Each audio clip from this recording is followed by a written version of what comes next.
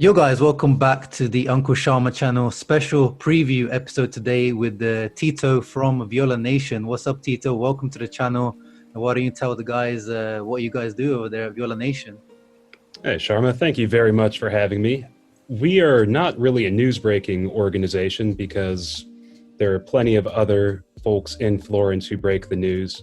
Most of what we do is translate and then add commentary, context, and stupid jokes for the most part. We've also got a podcast called Viola Station. You can find it on any podcast carrier. And you can also just swing by violanation.com. We're around. Everyone's friendly. Hang out in the comments. Love to hear from you. Great. Definitely check those guys out. I'll leave the links in the description below and everything and all that good stuff. But let's get into the nitty-gritty of what we're here for. The match tomorrow, 7:45 p.m. UK time. I just want to start off with, first of all, I feel like you guys had a disappointing season last year compared to your squad that you have, your name, your reputation. Do you feel like the summer transfer window has improved your team? And, just talk me through what, your favorite moves from the transfer market are and everything. I think, yes, last season was definitely disappointing. I don't think that's a very controversial opinion. I think the summer transfer window has definitely been a little bit quieter than a lot of fans have wanted. I think that bringing in Amrabat, who was on loan at Hellas Verona after being bought in January, is going to make a huge difference. I think that bringing in Jack Bonaventura, same thing, good player.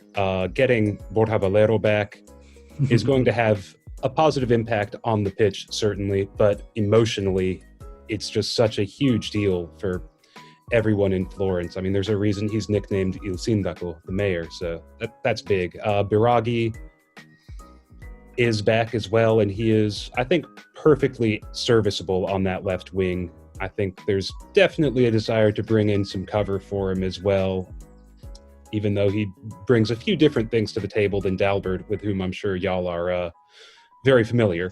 Yeah, too familiar. But yeah, it's mostly been a fairly quiet mercato so far. Part of that is because Daniele Prade, the DS at Fiorentina, is famous for waiting until the last week of the market before making any big moves and waiting for other teams to get desperate. I think the biggest story of the market so far has been the fates of Herman Petzela, Nikola Milenkovic, and Federico Chiesa, all of whom have been linked to moves away.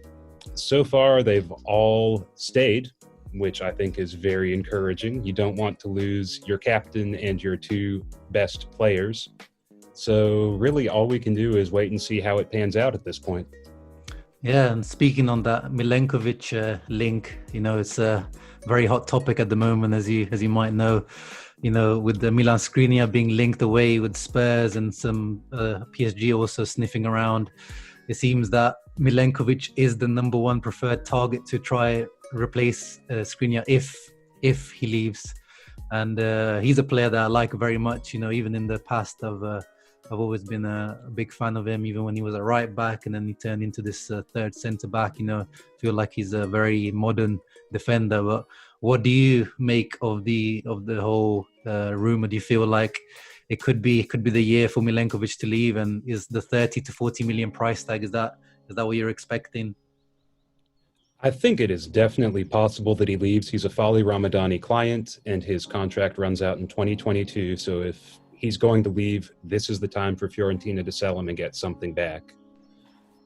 I think that, 35 to 40 million minimum. Rocco Commisso has definitely shown that he's not going to sell anyone for cheap. He's not really about that, and he's got the money to not really require it, which is a pleasant change of pace for Viola fans, I can say. You're definitely right in your assessment of him as a very modern defender. I think up until this past season, it was mostly potential. He's obviously just an enormous human being. Yeah, he's massive. He just looks like he eats other players physically. So all the physical tools were there, but you could tell that there were some things that hadn't quite clicked. He'd be a little bit slow on the turn. He was a little bit iffy in possession at times. And then after the restart especially, he really clicked on, I thought. And looked absolutely world class. I think he played as well as any Fiorentina center back I can ever remember watching. Wow, that's big For praise. that, yeah, for a club that is famously averse to defense, it's not great praise, but he was very good. I think he's gotten extremely comfortable on the ball.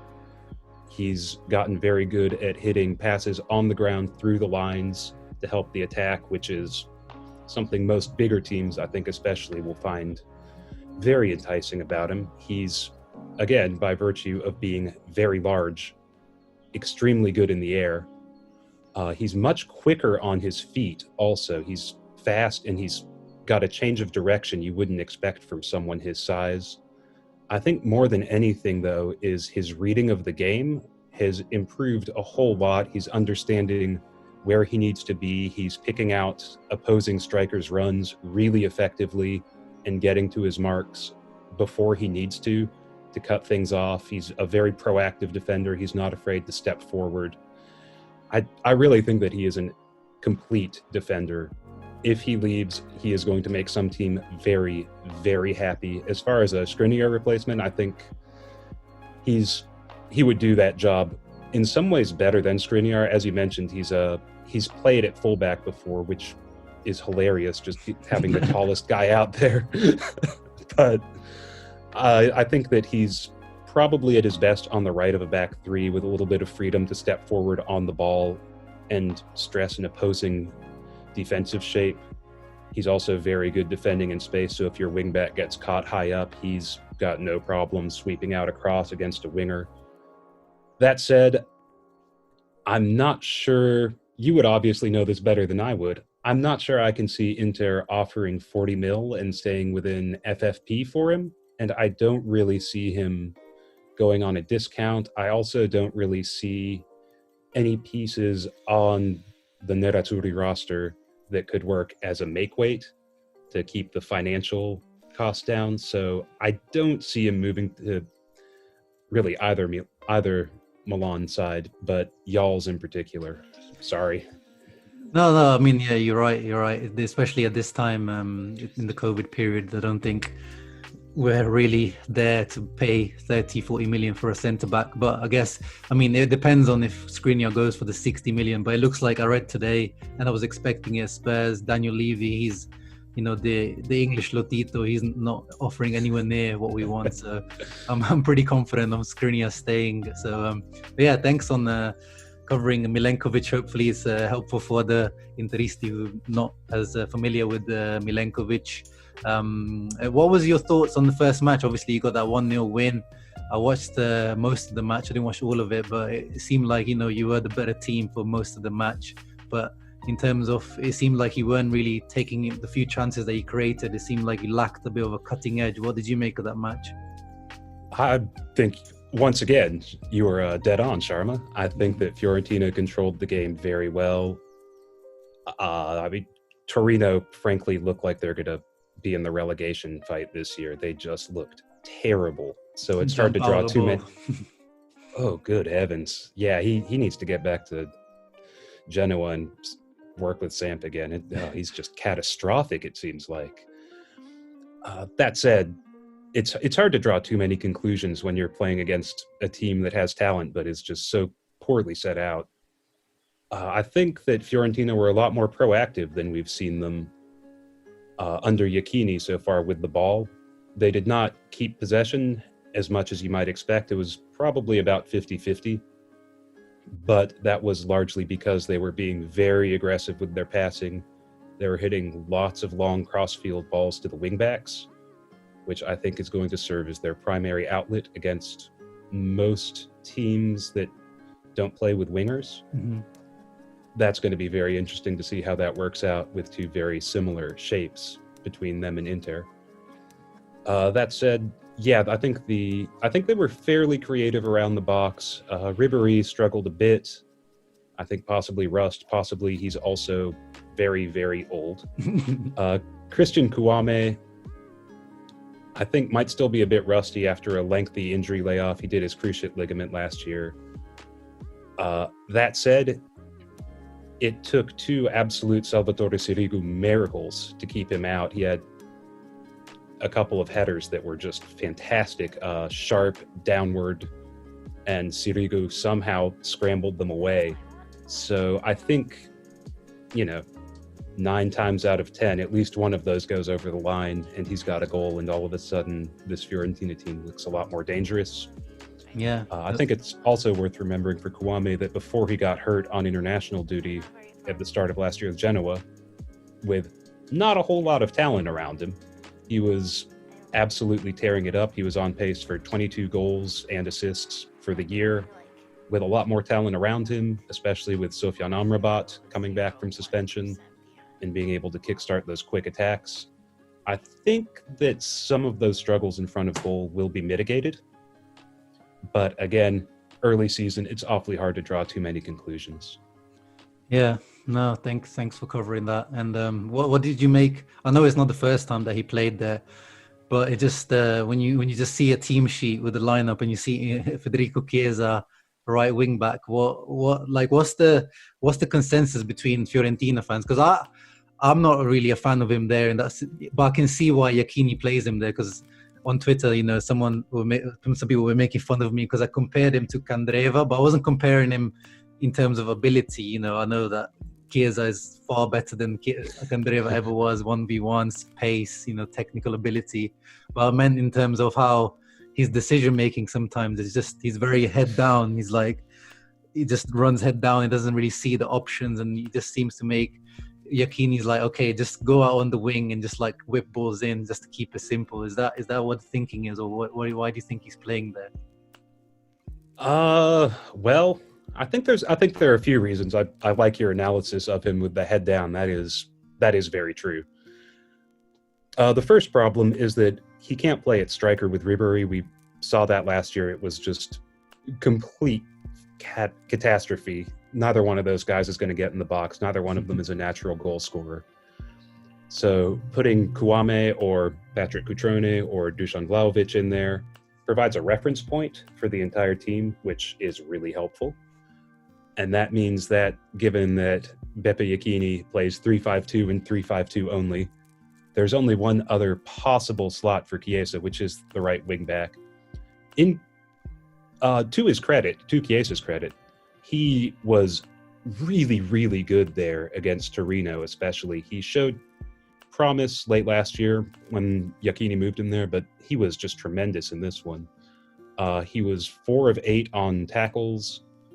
He had 3 blocks, an interception, and a clearance. So he was clearly getting through a lot of work defensively, which I think is very impressive. There were still a few times where he would lose the ball and sort of put his hands on his hips rather than get back in position, especially in the first half. So that was frustrating. Going forward, though, I think it's actually a really intelligent move tactically, because by dropping him deeper, when he gets the ball, it means he has more space in front of him, so he can either build up a full head of steam, and Chiesa at a dead sprint with the ball is very difficult to stop. It also means that he's getting the ball with a defender generally farther away from him, so he does have time to really pick his head up, scan, look around, figure out what he wants to do. And his passing has improved a lot, I think, since he moved into this new role. So far, I think it's working great. I am interested to see what happens against another 3-5-2, if he will be dropping deeper, if he's going to stay higher up with Milenkovic shuffling across and then Biraghi pinching in on the other side to form a much more lopsided shape. But I mean, that's why they play the ball games, right? We're going to find out, and I'm fascinated to see how it works. I really am. Yeah, I really want to see those the two wing back kind of competition, the duel. So on one side, looks like it will be Perisic versus Chiesa. So that will be interesting to see, because Perisic, it looks like he will be used as a wing back now, even though last summer Conte said it didn't look like the experiment worked. So I am expecting Chiesa to be a little bit more challenged defensively, because obviously Torino don't even play with wingers, they play 4-3-1-2. So yeah, 34-year-old Christian Ansaldi doesn't quite carry the same threat as Perisic, I would argue. That's fair. Yeah, and then on the other side, the really tasty one that I want to see is the Hakimi versus Biraghi round 2. I don't know if you watched that match against Dortmund where Hakimi, let's say, tore Biragi a new one. I think Biragi still has Uh, nightmares of that night. What do you make of that duel there? I'm trying very hard not to think about it so that I don't ruin my weekend. It's a Friday. I want to have happy thoughts heading heading into the end of the week. But yes, I think that is obviously going to be a massive problem for Fiorentina. I'm not sure how they're going to mitigate that, frankly. I think that Martin Cáceres is very good stepping up in space. He's good playing in space, but he doesn't have the legs to run with someone like Hakimi. I think that is absolutely going to be where Inter make their money this week, is targeting Biragi with Hakimi. And that is something I am less excited for, frankly. I think that's going to be. I think that's going to make for a long 90 minutes of viewing for Fiorentina fans. Yeah, it'll be interesting. I'm really looking forward to watching that. I'm sure you are. In terms of the predicted lineup, is Stefan de Vrij is out for Inter, so it looks like it will be Handanovic, D'Ambrosio, right centre back. Bastoni will move from left centre back to the centre, and then Kolarov apparently will play left centre back, which worries me a little bit. In midfield, it looks like it will be Barella and Gagliardini. Oh, man, this guy, I don't know what we need to do to get rid of this guy. Okay. That's the predicted lineup. It's not confirmed, but it seems like most of the outlets have put that lineup out there. Dropping Brozovic seems like it's quite a big statement from Conte. And then as I said, Perisic and Hakimi on the wing back position, but Eriksen is going to be starting at CAM, apparently attacking mid position. So it looks like Eriksen is part of the plans, and Conte is looking to integrate him. And obviously up front we've got Lautaro and Lukaku, obviously. So pretty strong lineup that I'm confident about. Any players there that you watching out for apart from Hakimi? Oh boy. Well, I feel like every time Fiorentina plays Lautaro Martinez, he just terrifies me. He's a little spark plug. Yeah. I don't particularly like him running in space against this Fiorentina backline. I think the bigger problem for me, though, is that for Fiorentina, Herman Pezzella is still injured. Mm-hmm. He did his ankle a little bit in the final friendly in the preseason and has now missed the first 2 games, which is not great. He's very good. He's an Argentina international. His replacement, Federico Ceccherini, solid journeyman, but I think Romelu Lukaku is probably going to eat his lunch. Ceccherini is not very good in the air. He's got a mistake in him. He's much happier chasing opposing strikers very high up the pitch, generally on the left of a back three. I don't like him as much in the middle, because when he does that, it leaves a huge space right through the center. And I think Lautaro Martinez is going to find a lot of joy in that zone, exploiting that. So I think that is definitely a danger area. I think the other area I'm really interested in seeing is, well, we talked about the wingbacks out wide. I think that'll be 2 really interesting matchups.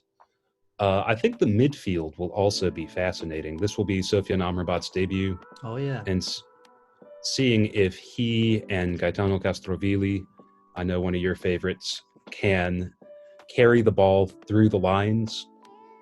I think that will probably be crucial, especially with Eriksen there. Fiorentina will definitely have a numerical advantage in the middle, since Eriksen, even after a full summer of being yelled at by Conte, probably doesn't do the defensive work quite as much.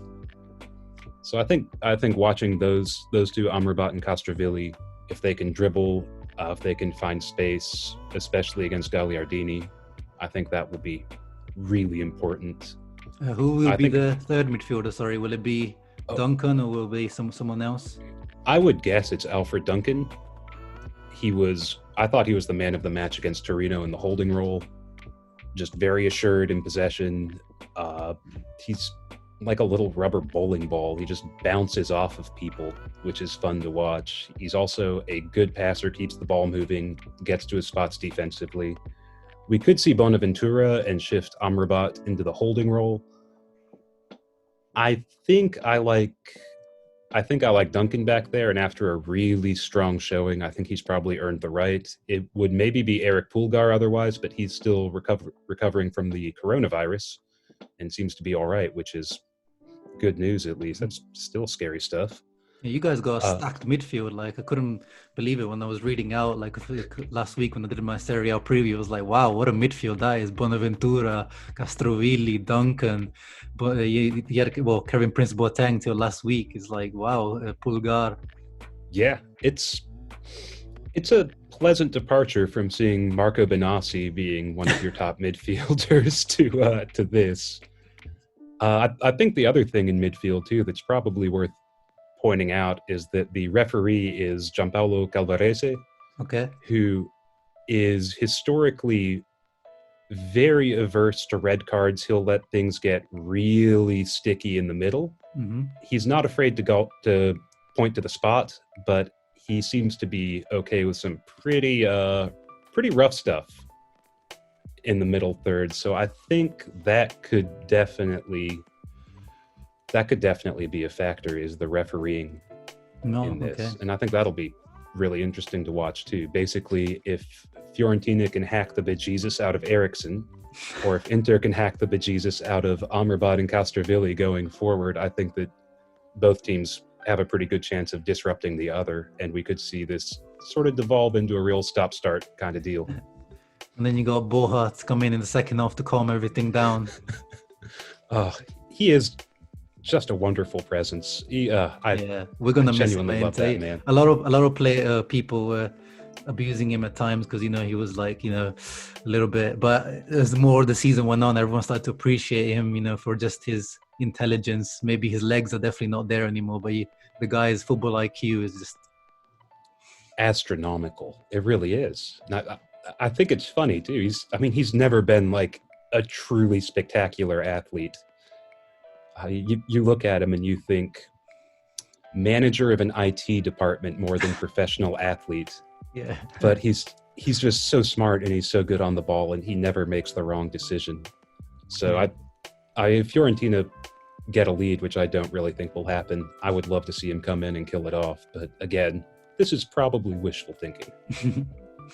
In terms of score prediction, let's get into the score predictions. I'm pretty sure you guys are going to score, because I still feel this new back line for Inter is still a work in progress, especially with Kolarov there. He worries me because on that right side it will be Chiesa, maybe Kwame or Ribery, one of them drifting out to that side, so that worries me a little bit. So my match prediction is a 2-1 victory for Inter. What's yours? Actually the exact same. I agree on that. I think that the Inter backline is, I think you're right, it's probably going to be a work in progress, putting Bastoni in the middle of the back three, which he hasn't played there much, has he? He's mostly been out on the left, right? Yeah, always on the left, but in this preseason we've tested him out there a couple of times. Oh, okay. So I wonder if working against Serie A caliber forwards, I imagine there will be a little bit of adjustment in there for him. Again, I think that he's a really fantastic player with an incredibly bright future. So this is in no way a shot at him, but he's young and facing off against, say, Franck Ribery is going to be tough for anyone. And then, Kolarov on the back of that left three. If Chiesa finds any space past Perisic, I feel like that's only going to end one way. That said, Fiorentina's backline is also pretty compromised with Ceccarini there. I don't think there's any way in hell that Fiorentina keep a clean sheet here. Yeah. And I think that also the set piece threat that Inter have, especially Lukaku and with Eriksen's deliveries, I think is going to probably prove crucial as well. Yeah. Okay. So we both agree on the 2-1. Let's see what happens tomorrow. Hope we're both right. Yeah. You know what? I wouldn't even be that upset. Yeah, you've got your win, so I think you would have taken the 3 points out of the first two matches before the season started, right? Oh yeah, for sure. And I mean, there's a reason Inter are the overwhelming favorites with all the betting houses, right? Like, this is a much more expensive, better team with a lot more continuity. Yeah, well, let's see. Hopefully, Conte doesn't quit mid-season on us. I'm just trying to jinx this as hard as I possibly can for you. I can feel you just like giving all the plaudits, all the positive vibes, and tomorrow I'm just going to be crying because Kwame scored a hat-trick. But no, thank you, Tito, for joining me today. It was very, very insightful. Hope everyone that's watching has enjoyed it. Make sure to leave a like and subscribe, and make sure to follow or visit Viola Nation on all their channels and websites. Yeah, thank you, Tito, for joining. Hey, thanks for having me, Sharma. It was a pleasure. And I'll talk to you again sometime, I'm sure. Yeah, we'll definitely have you on again for maybe the repeat match in the second half of the season. Okay, Perfect. Thank you, everyone. Ciao, take care.